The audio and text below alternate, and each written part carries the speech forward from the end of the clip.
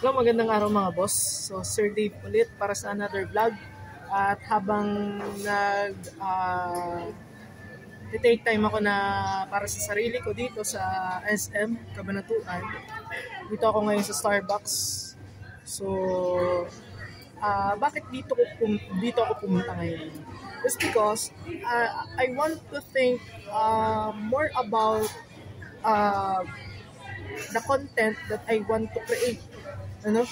Kasi pagka nandun ako dun sa boarding house, parang hindi ako nakakaisip. Pero it doesn't mean kailangan ko pumunta rito. Ano? Kumbaga nare-relax na ako. By the way, pag-usapan natin kung ano ba yung mga katangian ng isang content creator.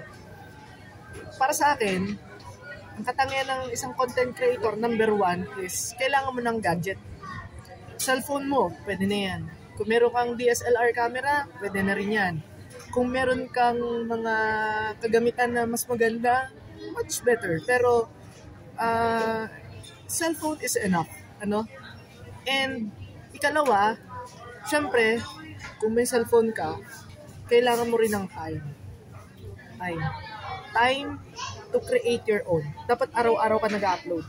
Kung hindi araw-araw at wala kang time, minsan-minsan, ano, marami nag-advise na sinabi nila dapat mag-upload ka ng 3 kada araw, 4 kada araw, 2 kada araw, 1 kada araw. Much better yon. Depende yan sa preference mo. Kung isang beses sa isang araw, good. Huwag mong iintindihin kung maganda kagad yung content mo. Tulad ng ginagawa ko. No? Dati kasi akong monetize. Ngayon ay parang binawi na ng platform. Kaya kukunin ko ulit, babawiin ko ulit para sa ganun ay kumita naman tayo. Pero hindi lang yun kundi para makapag-inspire ng mga tao and makatulong, makasolve ng problema sa mga usapin, especially on a basic in the basics about cars sa kotse. Ano? Dito na tayo, meron pang kasunod. Dapat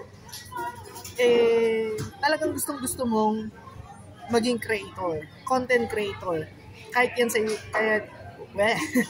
kahit yan ay sa TikTok, sa Facebook, sa Instagram, o sa ibang social media platform. Okay lang yan. Kahit saan lang yan. Basta kung saan mo gusto. Pero bottom line dito, ang mahalaga, gustong-gusto mo talaga, tuloy-tuloy ka lang. Okay? And wag na wag kang mauubusan ng creativity. Hindi pwedeng wala kang creativity dito. Ito nga ang simpleng pagharap natin sa camera na to. It is the manifestation of creativity. Ano? Kahit nakaupo lang tayo dito, I took this camera and nakaharap ako sa tao, nakaharap ako sa inyo, nakaharap ako sa lens, is creativity na rin ito kahit paano. How much more kung meron kang editing skills, di ba? Yun. So, good luck sa atin bilang mga YouTuber, no? Bilang mga content creator. So, sige. Kung ano man yung niche mo, yung focus mo na i-share sa tao, dun ka lang mag-stay. Ang dami ko nang sinabi. Pero, anyway, sobrang dami naman mga tips na matututunan nyo sa ibang mga content creators na mas magaling sa akin.